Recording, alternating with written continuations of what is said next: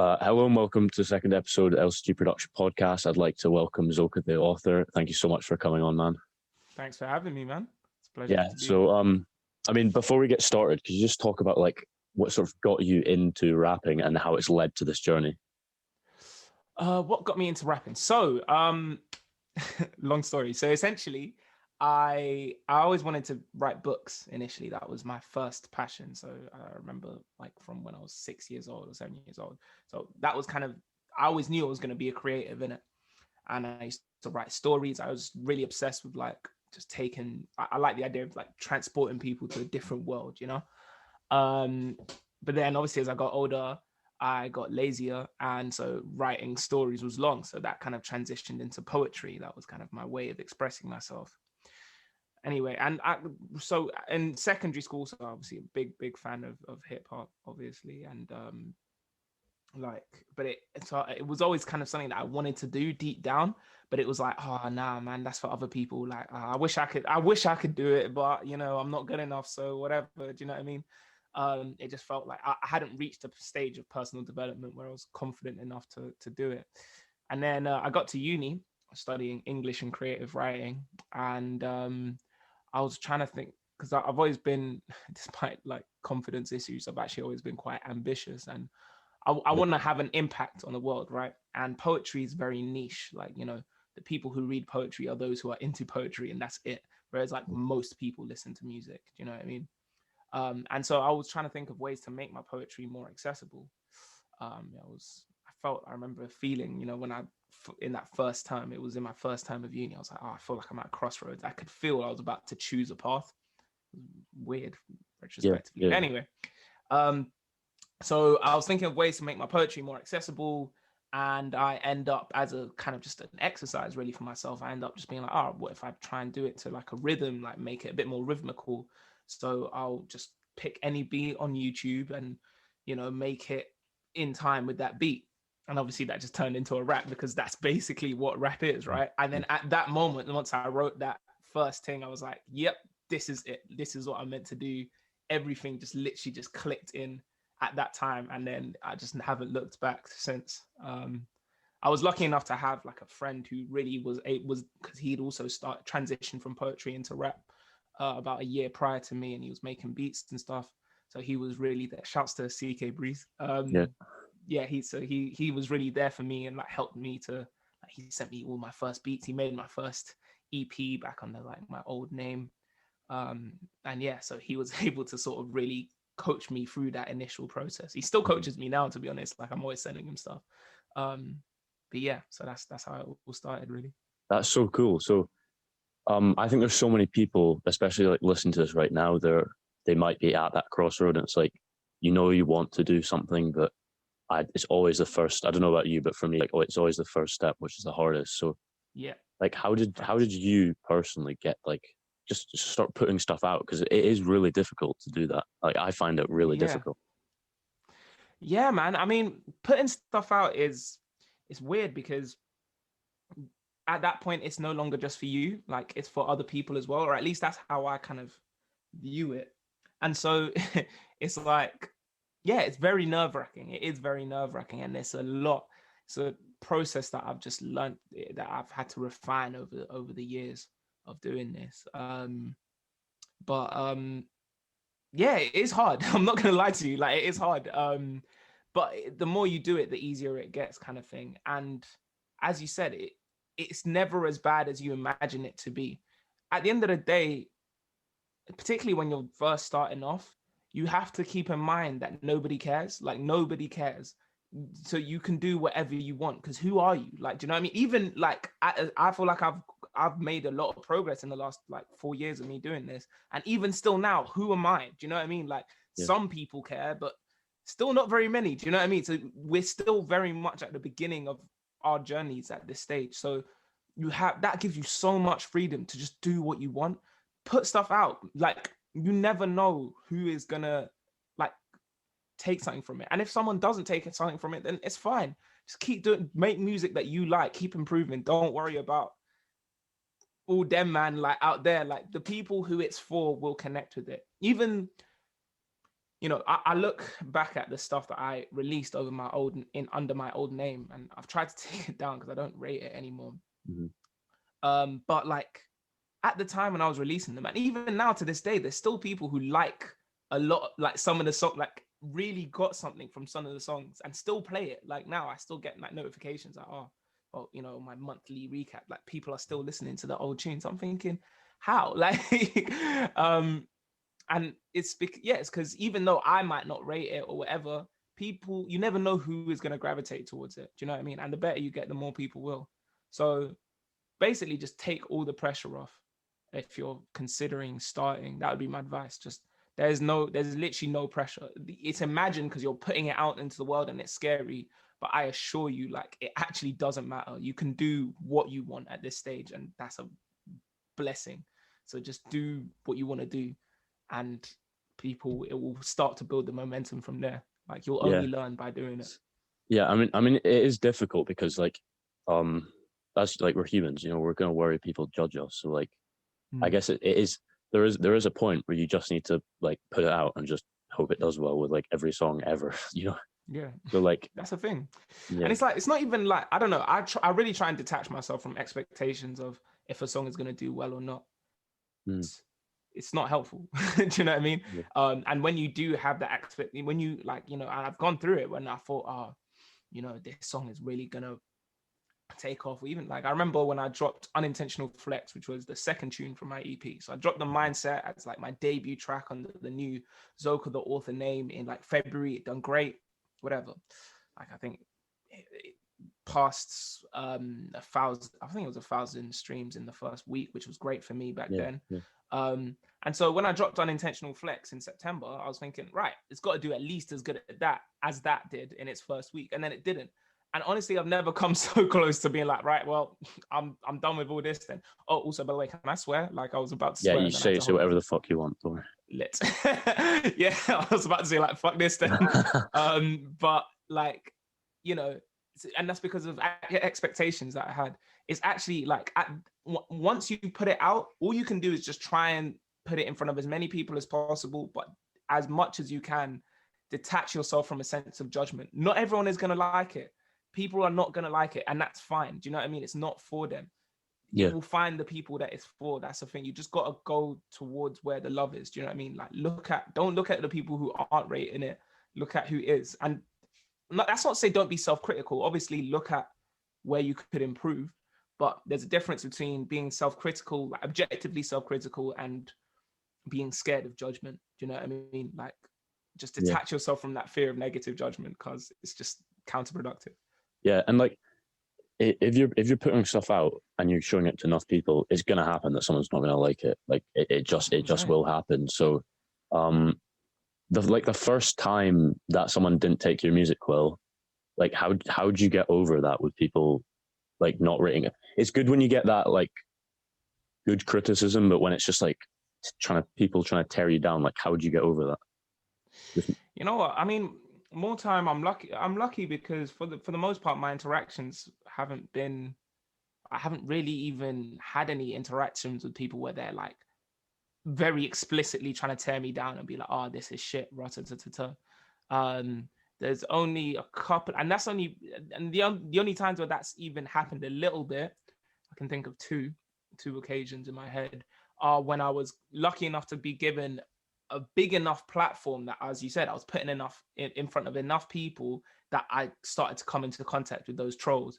And for them, for in terms of the trolls, I just don't like. For me, that's a good thing. That positively reinforces me, because I'm like, if I'm doing well enough that someone who doesn't even know remotely who I am is just trying to chat shit because they're like obviously feeling insecure about their own stuff or whatever it is. Do you know what I mean?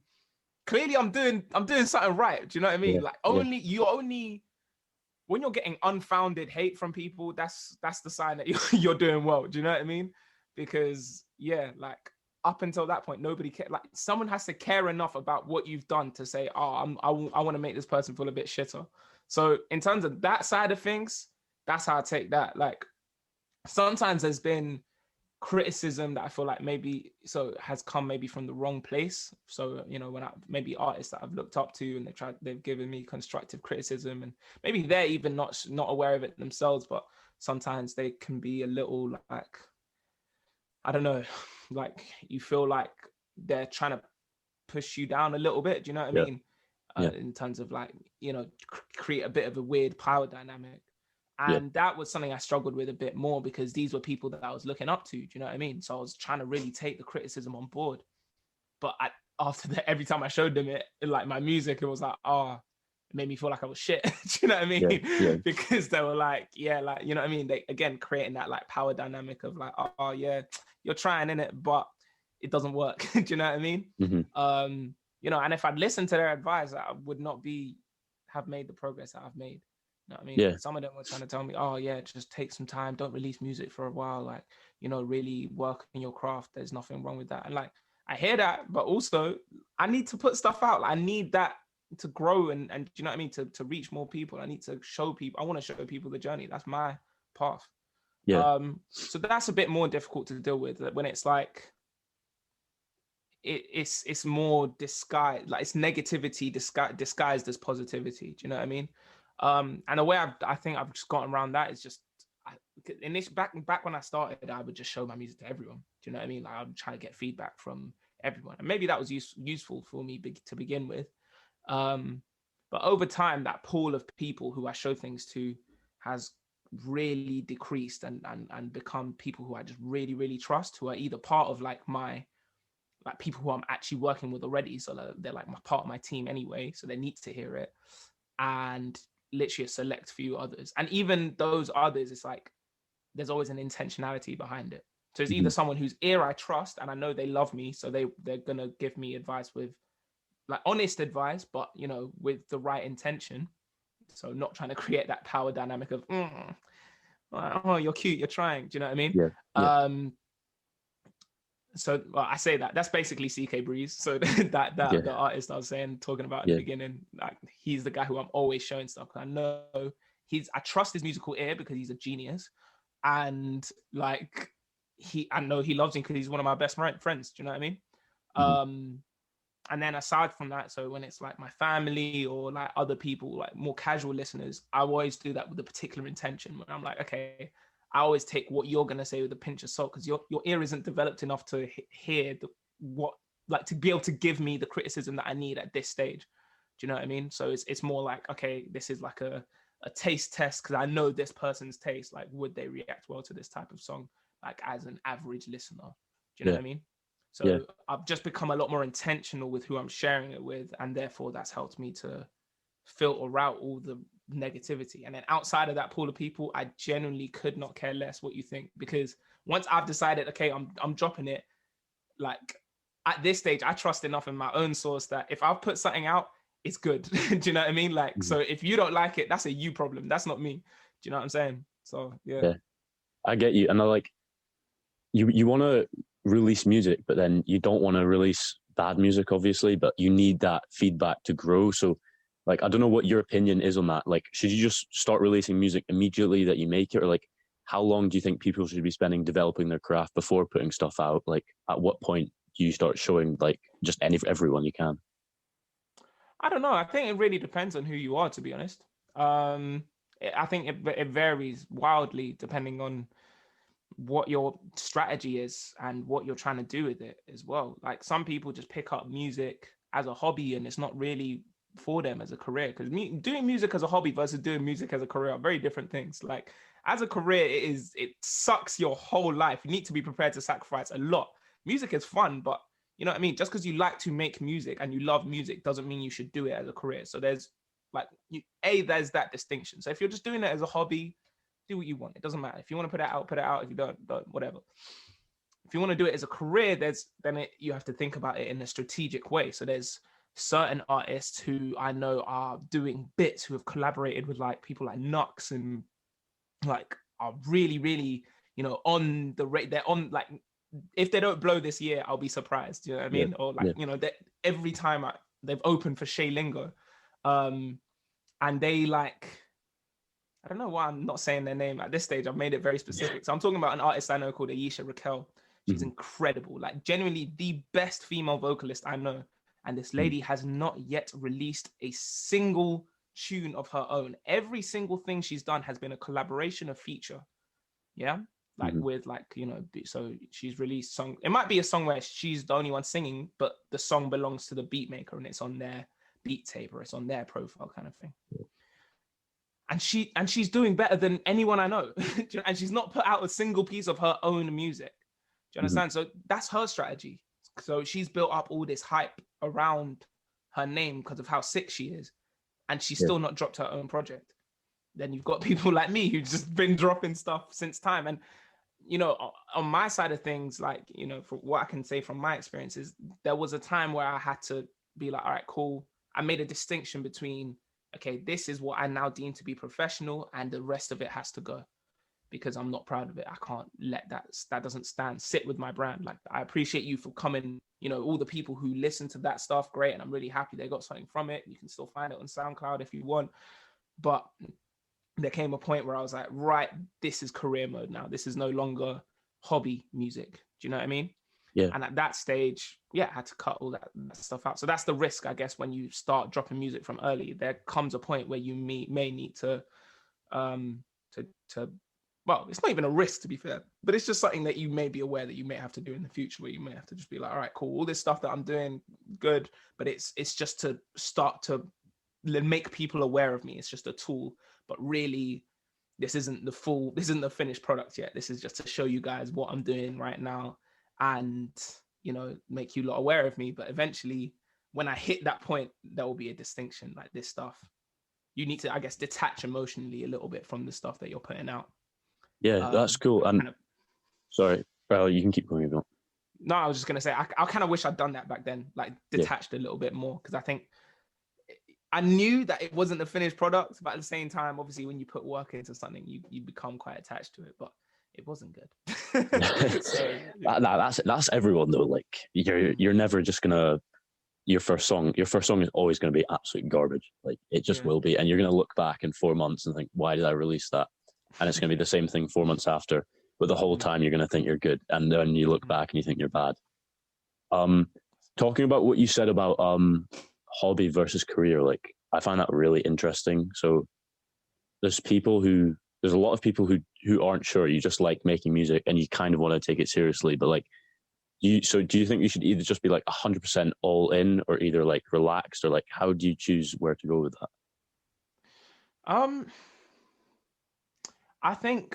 I don't know. I think, again, it depends on the person. But what I would say is that I think a lot of people get into music with unrealistic expectations of what it's going to be. I think a lot of people, myself included, to be honest, because when I started, like, you know, I didn't really fully understand what it meant to be an artist as like a career, in the sense that it is literally 100. It's the same as starting a business. And if you chat to most people who start a business, they're not making a return on their investment for years. Do you know what I mean? And so you have to sacrifice a lot when you're watching. So you have to make peace with the fact that you are going to, if you're taking this seriously as a career, it's going to take a lot of time and a lot of sacrifices. And those sacrifices, you're going to have to watch other people do things that you just can't do if you want to do well in this. I think, like, you know, like, you're going to see friends of yours move out and be going on holidays with their girlfriends and with their friends, and you have to just be like cool with the fact that this is not for me. Like, I can't do that. I can't just disappear for 3 months to, I don't know, like South America and just go backpacking. Like, no, bro, like, you need that money because it requires financial investment and time investment, and you need to devote that time to being here and doing what you're doing. And, you know, that stuff eventually, you know, once you're making consistent income, maybe that stuff will come later. But right now, no. And for many years, that is what's going to be the case. And I think a lot of people don't really realize that. Like, I think they're like, yeah, I'll do this for a couple years. And then, you know, I know it will be fine. I won't make any money initially, but then I'm gonna blow. No, like years. Like I've been doing this for 4 years and I'm still at the beginning. Do you know what I Yeah. mean? When I Yeah. started, I thought, yeah, a couple years, you know, whatever. Like we'll see. No, in very much. And I mean, to be fair, you know, some people are blessed to be incredibly talented and incredibly lucky, and you know, they don't do it for that long and then they go. But you know, for a lot of us out here, you know, you have to make peace with the fact that it's not going to be the case. Yeah. So yeah, so that's what I'd say. I think like, you know, it's not the love that you have to have for it is not just the love that you have for it. Like it's got to be something that you're willing to devote your whole life for a good chunk of time, like a good chunk of your life, your youth, essentially your 20s or whatever. You have to be able to be like, yeah, I'm gonna throw that into this. And if you're cool with it, that's a blessing to be able to do what you love for a living. Do you know what I mean? Or not for a living because you're not making money from it, but to be able to do what you love as your main kind of thing, like the main use of your time. That's great. That's a blessing. But yeah, there's a lot of sacrifices that come with that. So I'm not trying to be ungrateful, but I'm just trying to paint a realistic picture of what it's like to be an artist as a career right now in this day and age. And I feel like when like you figure that out, that's when a lot of people burn out, because it's just like, you know, it's going to be long, but you just don't realize how long it is really going to be. Yeah. So exactly. Like, have you ever experienced like almost burning out or like loss of motivation or anything? Yeah. 100%. Yeah. I mean, as I was saying with that, when I dropped I dropped unintentional flex, I was this close. Like I was thinking after reflections drops, like I was obviously gonna follow through. I'm not somebody like, if I commit to doing something, I'm not gonna just give up halfway through. I will see it through. But yeah, in my head, I was like, after reflections drops, if this is still kind of what it is, I don't know. Because as I said, I had expectations for that project. I was like, this project has to move me forward. And it felt like it was just, I was plateauing and I was like, what's this? Yeah. So yeah, you all the time, man. Well, less so, to be fair, after I did drop reflections and like the reception that it's had and just what it is for me personally, like artistically, I feel very proud of it. And so I don't know. I don't think that this is as much something that I'm going to struggle. Like, I think I'll struggle with burnout in terms of just being tired and being like, I can't put more effort into this week. But I don't think I'll feel, I don't think it's as likely that I'm going to feel doubtful about whether I should even be doing music again for a while. Knock on wood, because like I feel like I'm really on the right path right now, you know, and I've had some stuff happen that's really like confirmed that to me. And so I'm like, all right, cool. Yeah, this is good. You know, at the end of the day, I feel like I've made a valuable contribution to the landscape of music, and that's really, really motivating for me. Yeah. But yeah, that said, burnout 100%, like it's a reality, it's a danger, and you just kind of have to, in order to offset it, because even now, like, you know, there's days I struggle because you are an entrepreneur, you have to, there's a sense that you kind of have to always be constantly productive. Do you know what I mean? Like you feel guilty when you're chilling and stuff, and you have to really force yourself to give yourself time to like, all right, cool, today I'm not doing nothing, I'm just chilling. And that's kind of how you get around it. Do you know what I mean? Take time away from it to also to be inspired and to just live life. Do you know what I mean? And just be intentional with that. So when you're resting 100%. When you're working, you're fully going in. Do you know what I mean? And that's kind of how you avoid that, I think. Yeah. Do you like structure your day a lot around like when you'll make music, just to make sure that like you're getting enough done, basically, or you kind of just do it when you're feeling like making music? Like what would you recommend for other people as well? I think it's important to have structure. Like I have, so for me, I've got like it's not, I'm a very fluid person. I'm not a particularly, naturally speaking, I wouldn't say I'm particularly organized. This is one of my weaknesses. So for me, what suits me well is to just have goals to meet every week.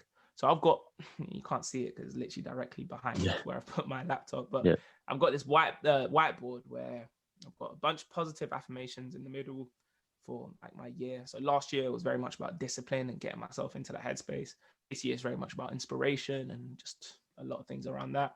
Then to the right and left, I've got different things like logistical things. So on my right, I've got my weekly checklist, which is a new addition that I've added this year, and it's really been helping me. So it's not about what day I do something, but I'd have to make sure that within my week, I do each of those things every single week. So it's record a song, write a song, call a friend, make sure you've exercised, work on my marketing stuff and the business side of things, do vocal exercises, post on Instagram.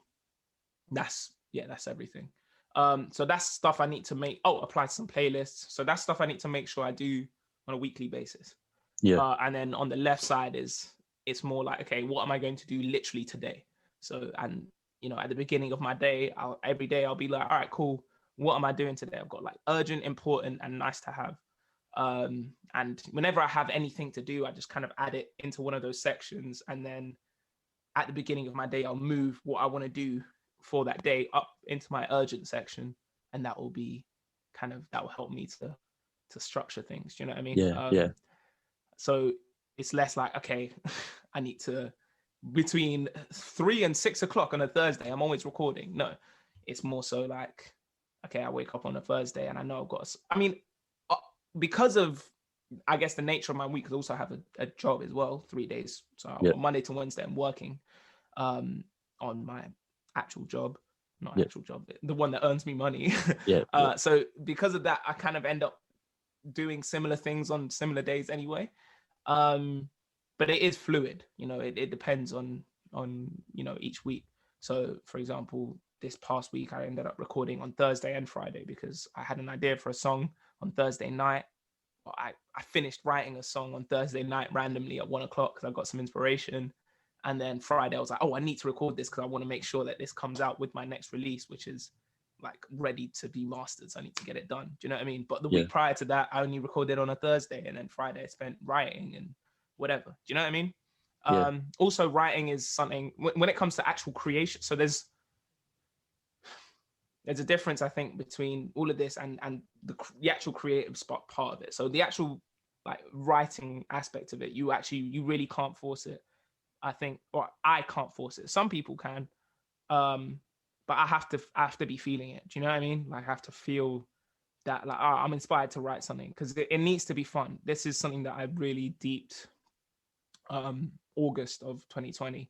Because prior to that, I'd been just putting so much pressure on myself to like write the next banger, and it became like a job. Do you know what I mean? And it can't be a job. The best music is written, like the best creation is done when it's fun. Do you know what I mean? When there's no pressure on it, when it's just something natural and organic that comes out. So I would designate time to write, like, you know, I'll be like, I'd like to get some writing done today, but it has to be like, if I'm in the mood to do it. If it gets to that time and I'm not in the mood to write, I won't write because there's just no point forcing it. If I start to write and I feel, nah, this isn't coming out right, I'll just stop and come back to it another time. Do you know what I mean? And conversely, sometimes, you know, at very inconvenient times, I might feel super inspired to write something. And so I need to just make it happen. Do you know what I mean? And it might get in the way of stuff and push things back. But that's why I think it's important to have like a semi-structured, like, so it's flexible enough that you can be like, oh, I ended up writing until 2 a.m. last night. So I'm gonna sleep in a little bit today and not do what I was going to do, or take one of the things off what I was going to do today. So I have time to, you know, rest a little bit and whatever. You know, because things are always changing and chopping and things crop up, and you know what I mean? So it needs to be, your schedule needs to be flexible enough to allow for that, but still structured enough that you still are making sure that every week something is happening. Do you know what I mean? Yeah, I get what you're saying. One of the things on your checklist, you mentioned the Spotify playlist. What's your sort of like technique for that? Like, are you DMing, are you emailing? Like, what are you sort of doing for that? So it's sort of changed now to what I was doing when I was in release mode. So when I was in release mode, I was going by what's it called, Submit Hub, and emailing a lot. I was doing a lot of emailing to blogs and playlisters and stuff like that. Very limited success. Wouldn't recommend it really. I mean, you know, it's fine. I've sort of deeped as well, particularly with blogs. You know, it's more like a checklist to have on your musical CV, and even then, it's not that deep. Yes, you know what I mean? It's just like it helps to give people the perception that you're doing well. but it Yeah. doesn't really mean that much in and of itself. So I think I'm going to scale that back when it comes to my next release. Now what I do is I will go on Spotify and I'll literally look for playlists that kind of have, or maybe like, you know, have people that I know on them, and people that are kind of in lanes that are similar to me on them. And then I'll find who owns those playlists, or else, you know, see who the curator is, type their name in on Instagram or whatever, see if I can get into contact with them. And that's actually been quite fruitful in the end. You know, it's still like, I'd say you're getting a bit about 30% response rate, but that's better than what it was before, which was like 2% response rate. Do you know what I mean? So yeah, and then like I've sort of, even that though, I really hate doing it. So I've scaled that back as well, because I've managed to get onto a few recently. So that's kind of keeping the profile ticking over until my next release. May apply to a couple more, but I think for now it's okay. But yeah, that's how I go about doing that. And so when you DM, like, what would you start off by saying? Would you just go in like hard asking to be on the playlist, or like what do you do? No. People are people, man. You can't. Yeah, and you know what? This pisses me off as well, because I get DMs which have just no decorum whatsoever sent to me, and it pisses me off. I'm just like, bruv, why would I listen to you? You can't just. I don't know who you are, and you just sent me when they link. just send the link. Yeah, it's so bad, bro. So annoying. Pisses me off. Like, have some manners. Do you know what I mean? Like, it's just, it doesn't make sense. So yeah, like, I really just, I try and keep in mind with all my interactions with anyone, is that everyone is a person. Do you know what I mean? Like, regardless of whether you're an organization or whether you're just one playlist curator, whether you're a huge artist or whether you're like someone who's just started. So like, everyone is just people. Do you know what I mean? There's nothing that makes one person more worthwhile than another person. Do you know what I mean? And so I just try and approach everyone with the same kind of energy of just like, I mean, obviously there's certain people who are like, you know, gatekeepers of the industry, or people that you have to approach with a certain level of like awareness of what it is they've done. Do you know what I mean? You know, I'm not gonna like pop up to Koji Radical like, yo, well, to be fair, actually me and Koji have spoken, so that's a bad example, but like, you know, I'm not gonna pop up to J. Cole in his DMs like, yo, you want to listen to my like, what? No, do you know what I mean? Or certain people that maybe I want to collaborate with, I'm not just gonna jump in. It's more about making yourself, like, when it comes to people who you're trying to work with and people who are gatekeepers, you want to make them even want to DM you, so they hear of you already, because your name is popping up around them all the time, and then like that way that makes you more attractive to them, kind of thing. But yeah, well, sorry, that was a slight tangent, but the point is, when it comes to approaching playlisters and stuff like that, yeah, I kind of just like ask them, oh, how, you know, how they're doing, blah blah blah, like, you know, hope they're good, quick to the point as well, because people don't have much time to waste. Do you know what I mean? So whilst I need to be polite, I don't want to send them a fucking paragraph either. Yeah. But just like, you know, hope you're doing well.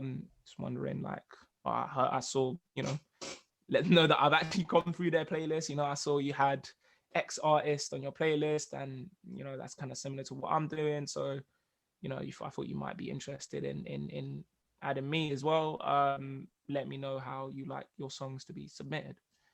If they reply, you show them the song. Do you know what I mean? I used to send links in that first message as well, but I've recently learned that people don't like that as much. So I've learned to try and make sure it's on their terms. Do you know what I mean? Like, how do you like music to be submitted? You know, or how do you take your submissions? Blah blah blah. You know. Yeah. Something I've heard that works really well is, instead of just sending like paragraphs and text, like, send a quick voice message, just because it's like that much more human than sending text. I guess it's just something to think about, like, whatever works for anyone. Yeah, exactly. So I mean, sometimes I'm like, it depends, because also some people don't want to fucking listen to a voice. Do you know what I mean? Like, some people literally want to be able to skim read. I see what you want. Cool. Do you know what I mean? So it really depends on, I guess your style as well, but also who it is and what you think is appropriate. You kind of just have to use common sense and hope as well. Because you know, not everyone's gonna like you for whatever reason. Do you know what I mean? I like to, I think I'm a fairly likable person, but you know, some people just don't take to me, and that's fine. Do you know what I mean? So, yeah. And like, would you say you like when you're speaking to like gatekeepers, like, would you use the same sort of thing? Just be human, like. Yeah. As I said, like, it's always about being human, like 100%. It doesn't matter what you've achieved. You're like, there's nothing that makes you more valid or important as a person than me. Do you know what I mean?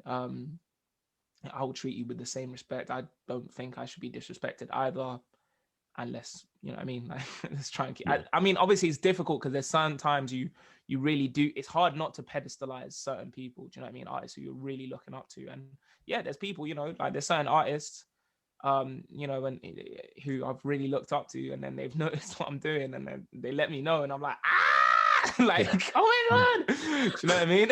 I know. So like, it is hard, but as much as you can, I really try and maintain that understanding that this is just a human. With that said, you also do have, like, it's kind of, I guess, contradictory a little bit, but whilst you have to keep in mind they are just a human, so don't let it blow your mind when you're speaking to them. Like, they'll be weird, but at the same time, you know, like, you're not gonna just pop up to the CEO like, well, wagwan, bro, like, what are you saying? Like, do you know what I mean? You've got to, as I said, be aware of what it is. Like, oh, you also, got to be show empathy for their lifestyle and what they're doing. And you know, certain people are getting a million emails from people just like you. They don't have the time. Like, they just don't want to hear it. Like, in that format just yet. It has to be, as I said, if they've continually heard your name, and they then come to you, do you know what I mean? Or they come and find you, they might drop you a follow, or you know what I mean, like your posts, and you see them. That's different. You know what I'm saying?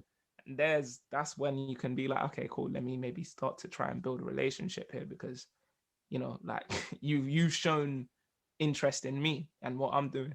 But yeah, so when it comes from people higher up, you've got to wait for that olive branch a little bit.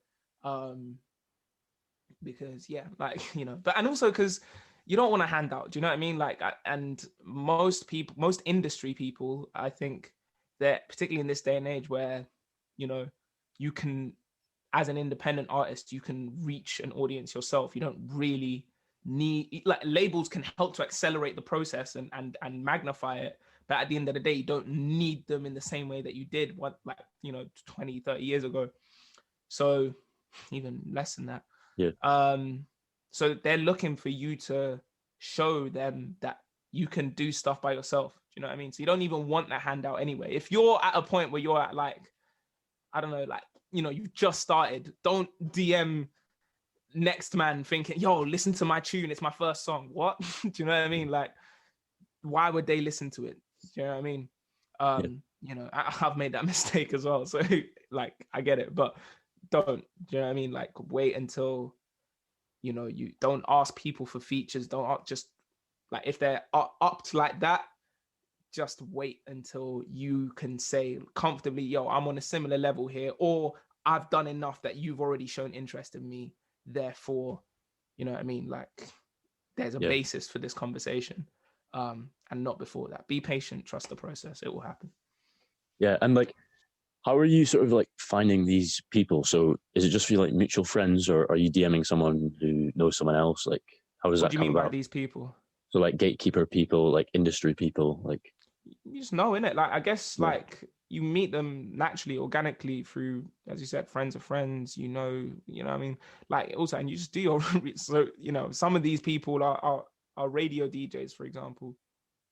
Do your research, you know what I mean? Like, see who's posting the people around you, or the artists that you know, or, you know, that you've heard of, like, who's playing their stuff.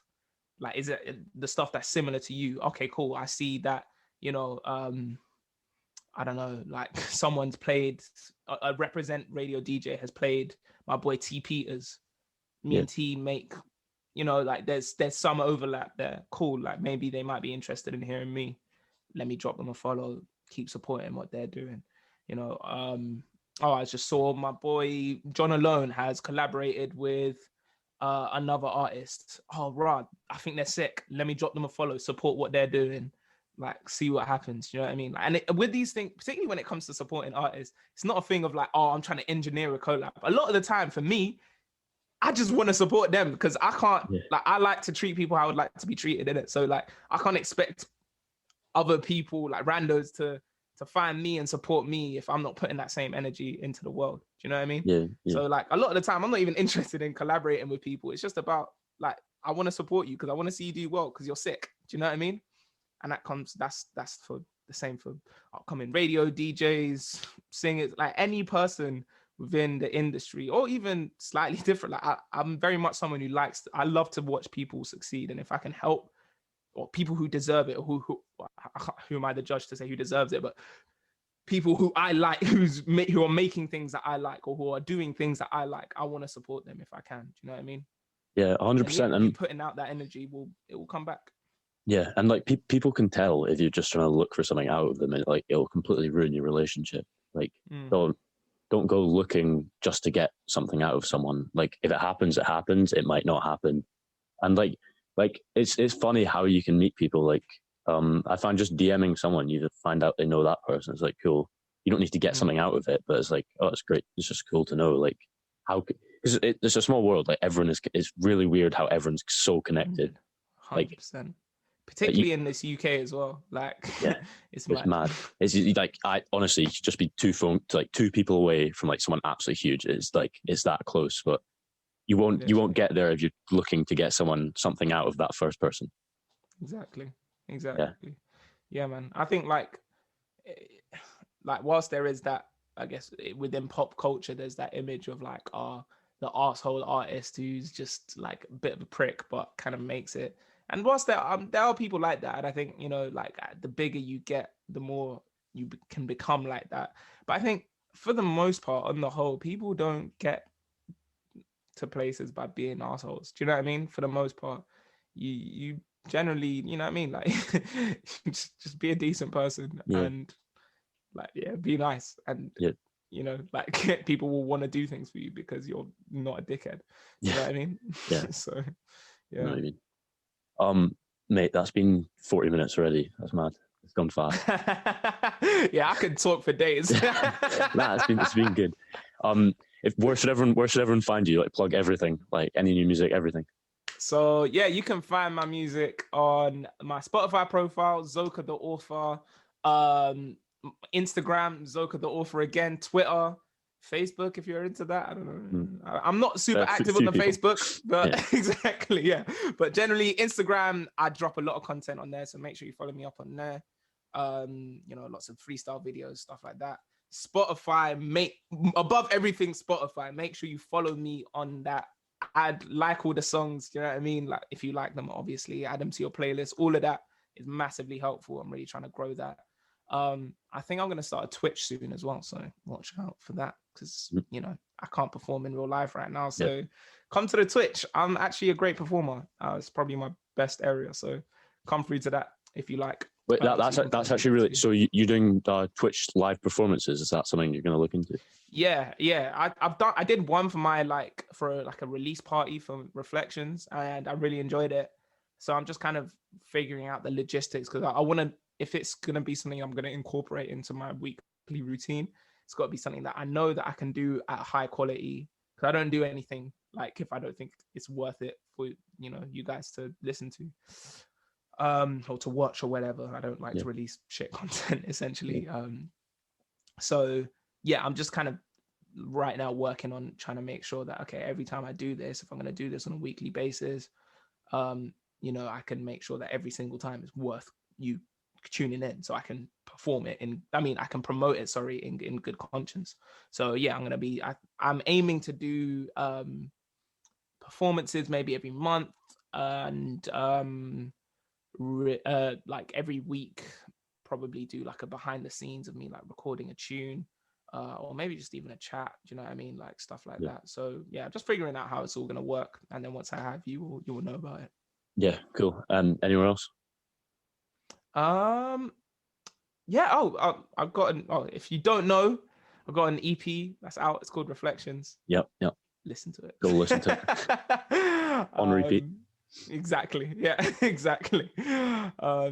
but yeah, nah, that's it really. Yeah, thanks for having me, man. I appreciate No it. problem at all. All Yeah. right, I've just